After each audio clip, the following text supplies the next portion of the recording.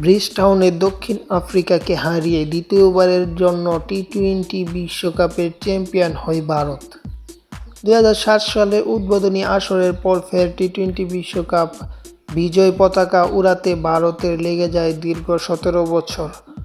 অবশ্য মাঝে 2011 সালে ওয়ানডে বিশ্বকাপ এবং 2013 সালে আইসিসি চ্যাম্পিয়ন্স ট্রফির খেতাব জিতে টিম ইন্ডিয়া।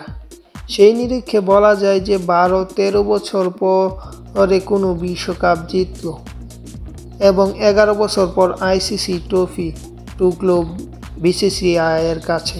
সবকিছু মিলিয়ে ভারত এই ট্রফি জিতে টি-টোয়েন্টি বিশ্বকাপের ট্রফি জিতে কত টাকা আয় করেছে সব কিছু জানাবো। তাহলে দেরি না করে চ্যানেলটি সাবস্ক্রাইব করে জেনে নিন ভারত কেমন আয় করতে পেরেছে এই বিশ্বকাপ থেকে।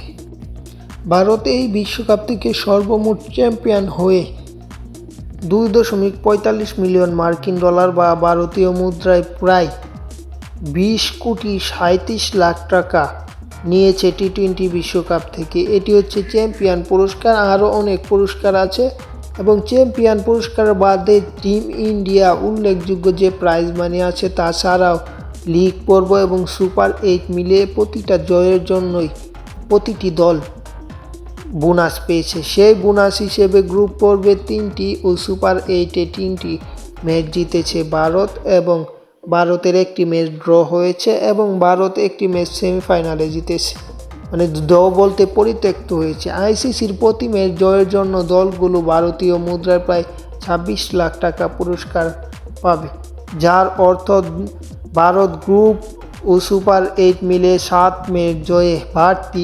1.69 লাখ টাকা পায়, যেটি ভারতীয় মুদ্রায় বাংলাদেশি মুদ্রায় প্রায় 2 কোটি।